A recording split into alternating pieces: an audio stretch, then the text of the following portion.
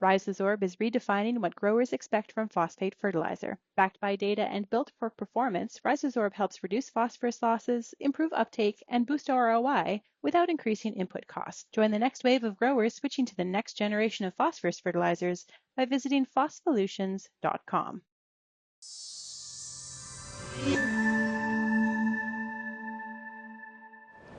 I'm Amber Bell with Real Agriculture and at the Globe Food Leadership Summit in Calgary, Alberta, getting the chance to catch up with Ken Coles, who's the Executive Director with Farming Smarter. So welcome, Ken. It's great to see you. Thanks for having me. We were in one of the sessions earlier today together. Bank of Montreal was looking at ways and having a round table around grant funding and funding announcements and how to come up with new funding ideas. So tell me a little bit about what you saw as some of the innovative things that you maybe heard at the table and what your opinion is on these.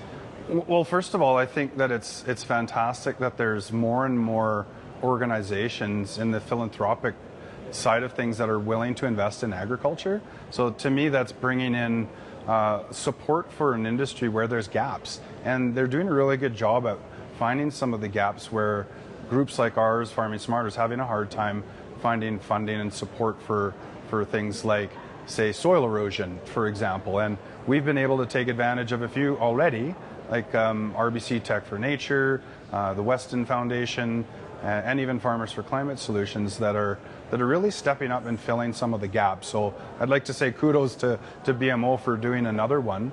And really what was also, I think, applause-worthy is that they invited a group of people together at the conference today to help them develop and support the ideas and how they're going to frame the grant and how they're going to build it and what they're going to support. So they really were just trying to listen and use what they learned from today's session in creating a grant where they can be impactful and that it can actually help the industry. So as far as the innovation piece is concerned, I guess that's still to be determined in what they're doing, but a lot of the conversation did go around support for technology and all of the buzzwords that we tend to see, the big shiny AIs and gene editing and genomics and all that. But probably what I would really like to see from most of these groups is to make sure that, for me, innovation isn't innovation until it adds value, and it has to add value at the farm level.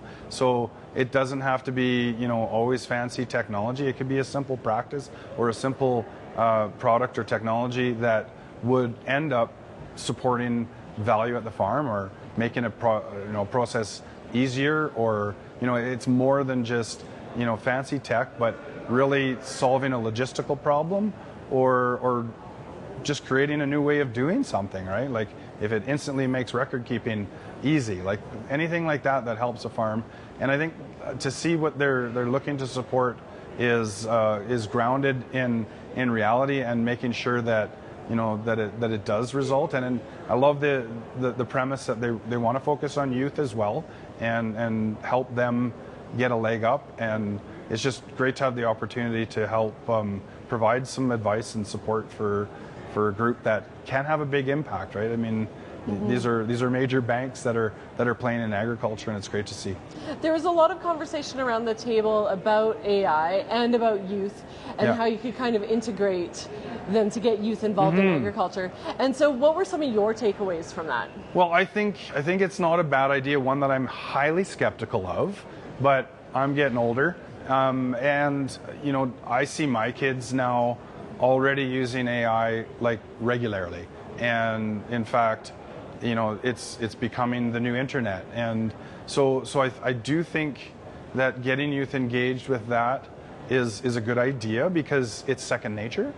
The challenge that I see is how do we use and trust the right information that we use to populate it. So it sounds like a great thing, and I do think it's going to transform our society the same way the internet did, but we also need to make sure that it's tied to good information, good agronomy, things that will end up resulting in positive net gains. Like anything, it has to add value. If it doesn't add value, it's just a waste of time. And from this event throughout the day, I mean, you've sat in on a couple of sessions. Yeah. Are there any takeaways that you'd like to pass on to farmers that weren't able to be here today? Well, I mean, really cool to think about integrating food with farming. And it doesn't sound like a novel idea, but it actually is. I think we're very segregated in the industry. The value chain is split up. To have more farmers engaged in conversations with leaders and decision makers, I think is going to be critical, because sometimes they don't know what they're talking about, or they don't understand a production system the way it goes. And I think that that's part of the problem. So we definitely all have to do a better job of engaging in these types of events, and having, you know, more dialogue, and hopefully even more partnerships that can lead to, you know, more prosperity throughout the entire industry. So it's been refreshing for me. You know, it's not your typical farm conference, but at the same time, I've met a lot of neat people across the country. Everybody's passionate and friendly and willing to talk. Terrific. Well, thank you so much. And that was Ken Coles on Real Agriculture.